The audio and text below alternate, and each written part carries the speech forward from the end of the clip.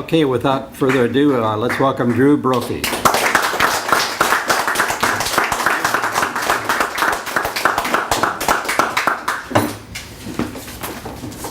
All right. Well, as you just heard, I am a professional artist. I've been doing it for over 20 years. And, you know, as a kid, I loved the ocean and I loved to draw. I mean, it's all I did. If I wasn't at the beach, I was drawing. And in some respects, you could say I was born to paint surfboards. I think there's a picture there of me sitting there at 4 or 5 years old on the first little board I painted, and it's what I did. You know, this talk is really about the path of an artist and, you know, the journey, the choices I had to make to get here, and how they affected my life. It's actually very good following Gwen's speech because it has a lot of those same elements in it. You know, in high school, I remember, you know, always being good at art, but not really looking at it as a career. And I was really good at surfing, and that was not really a possibility since I'm from Myrtle Beach, South Carolina, and the waves are very small. I was in my high school guidance counselor's office, and they were doing their evaluation of what you're going to do with your life, and she was very concerned about me. She was saying, "Drew, what are you going to do with your life? You can't surf and paint forever." And since those were the only two things I was good at, that left me devastated. And I got angry at her and at everybody, the whole establishment, everything. And I said, you know what? That's exactly what I'm going to do. I'm going to surf and I'm going to paint forever. After high school, I struggled quite a bit. I felt quite lost. Reality kind of set in that, you know, the world was not necessarily with me and I was out of sync with things. So I asked myself, I said, if I was going to die today, what would I be sad that I have not done? You know, the world's coming to an end. I'm like 19, you know, I think it's over. So I decided it was to surf big waves. That was it. I was like, well, that's it. I'm going to go to Mexico, the Mexican pipeline. I'm going to go surf big waves. I'm going to take the surfboards I painted. I'm going to go. Everybody laughed at me and thought I was crazy and thought I was going to drown. Well, I came back and I had a photo in Surfer magazine. I was probably the only kid from South Carolina ever to have an epic 2-page spread in Surfer magazine.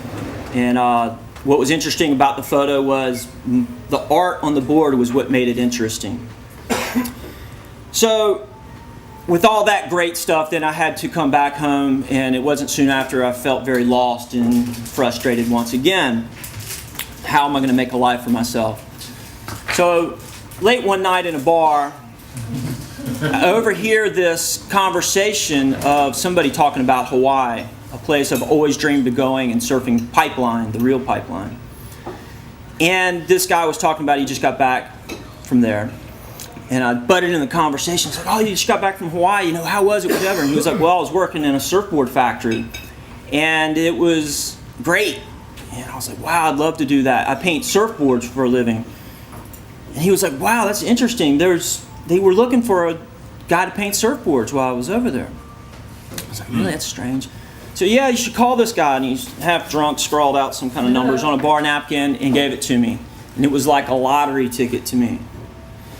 I couldn't sleep at all that night. I couldn't wait to get up the next morning and, you know, do something with this little piece of information I had. So the next morning I go to my father's office where I would go to get some work when I needed money, and he owned a floor covering business. The work was ripping out floors such as this or tile with a sledgehammer, and it was very manual, and that's why I was there. While he was setting something up, I slipped away and got on the phone and dialed this number.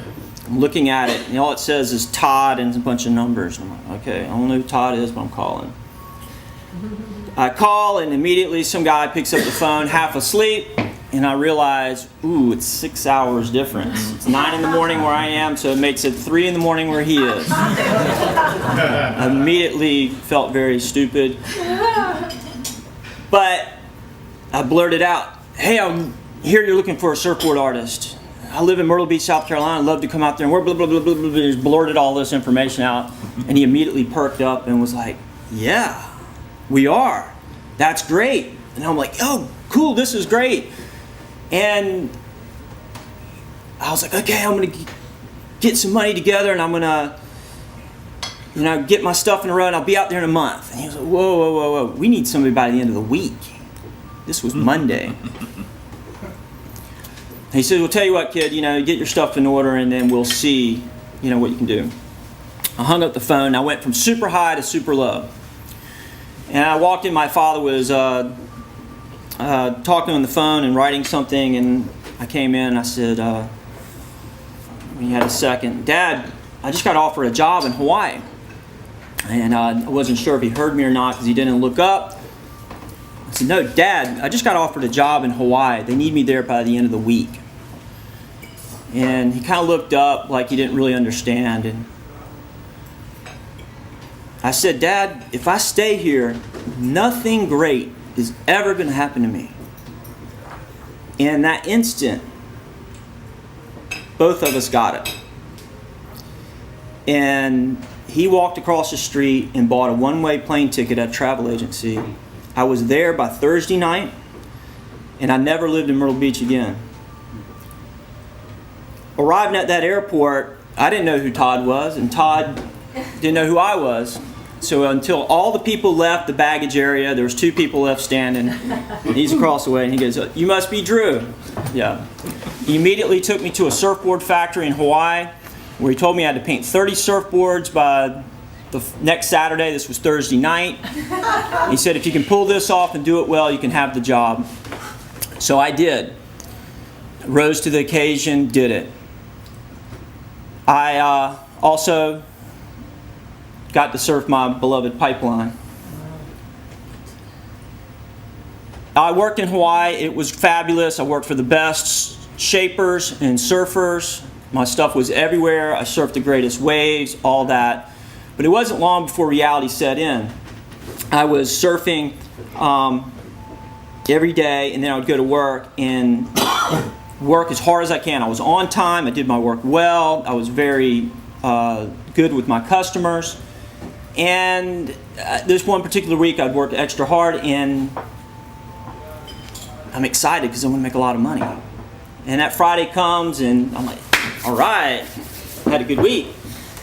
And that afternoon comes, nobody comes and pays me. I'm like, oh, well, everybody's kind of late. Evening comes, it's getting dark. Nobody comes and pays me. And I was broke. And I'm waiting out by the bus of how I got to work, and I had like change in my pocket, just a handful of change.